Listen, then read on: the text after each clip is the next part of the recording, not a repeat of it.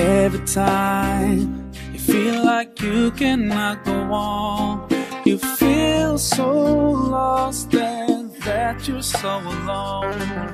All you see is night and darkness all around. You feel so helpless, you can't see which way to go.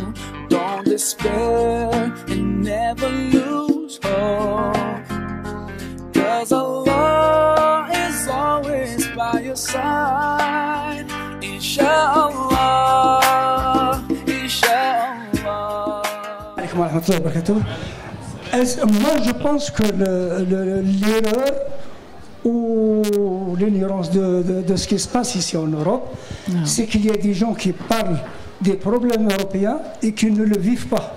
Et moi je pense que l'erreur c'est ça, c'est qu'il y a des gens qui donnent des fatwas, qui donnent des conseils, mais ils ne savent pas, ils ne connaissent, ils n'ont jamais mis les pieds en France, ou ils ont mis, disons, furtivement, de passage en France, ou en Europe complètement. Le cheikh يبدو أنه منفعل il est assez ému par la situation, mais c'est pas, le temps ne vient pas des savants, il ne mérite pas d'être détesté, au contraire, mais c'est vrai qu'il y a un problème de ce point de vue-là, qui est que, en fait, on n'arrive pas à se situer.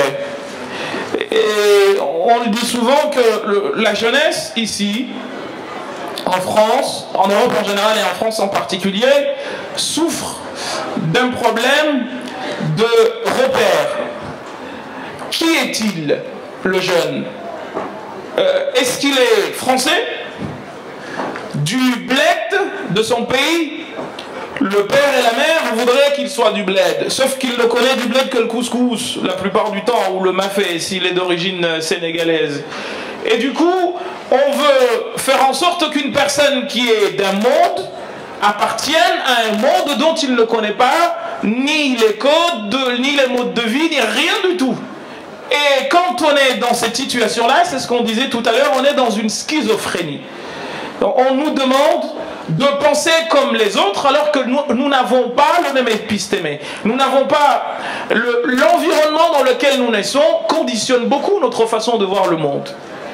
Et quand nous demandons à des gens qui ne vivent pas les réalités qui sont les nôtres de nous donner des avis en rapport avec nos réalités, c'est qu'en fait, justement, nous n'avons toujours pas compris que nous ne sommes pas du bled, mais nous sommes d'ici.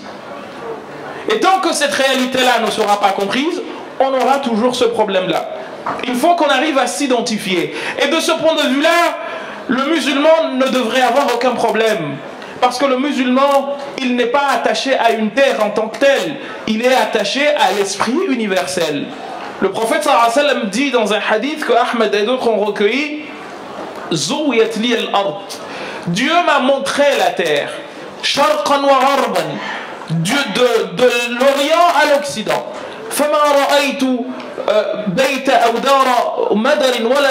Je n'ai pas vu une seule demeure dans laquelle l'islam n'est pas rentré. Donc le musulman par définition il est mondialiste. Avant même que l'on parle de mondialisation, le musulman est mondial, il est mondialiste. Le prophète sallam nous apprend cette réalité-là. Quand il dit في الحديث كان النبي يبعث إلى قومه خاصة. Le prophète jadis était envoyé à sa communauté en particulier. وأنا بعثت إلى الناس كافة. Alors que moi j'ai été envoyé à tous les humains, quelle que soit leur couleur. Cette réalité-là, eh bien, on devrait faire du musulman quelqu'un qui vit partout. Il est passe-partout. Pourquoi? Parce que les freins psycho-intellectuels, qui sont ceux qui empêchent les autres d'aller à la rencontre des gens, mais lui il ne les a pas.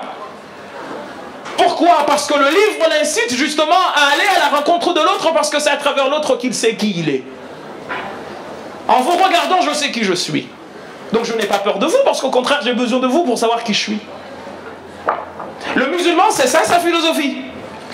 Mais ça ne veut pas dire encore une fois qu'il n'a pas des particularités liées à l'endroit. Celui qui n'a jamais mangé du couscous, quand il va en manger, peut-être qu'il ne le trouvera pas bon.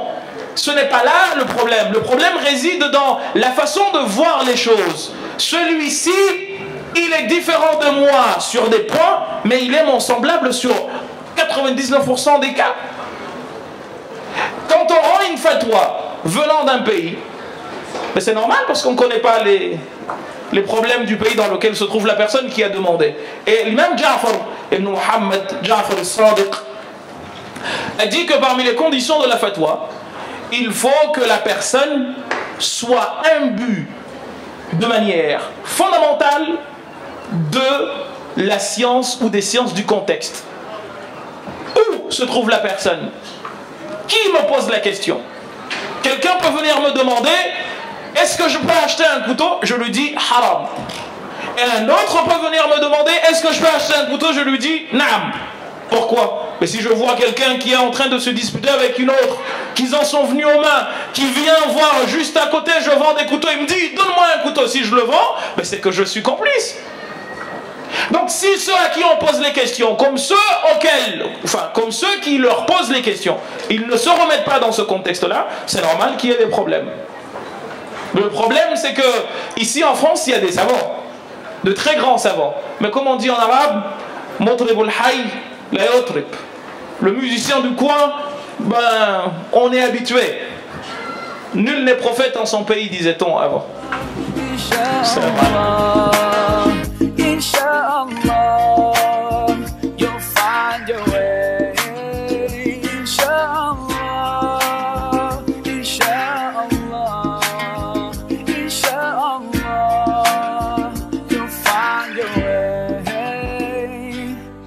Every time you commit one more mistake, you feel you can't repent and that it's way too late. You're so confused, wrong decisions you have made haunt your mind and your heart is full of shame. But don't despair and never lose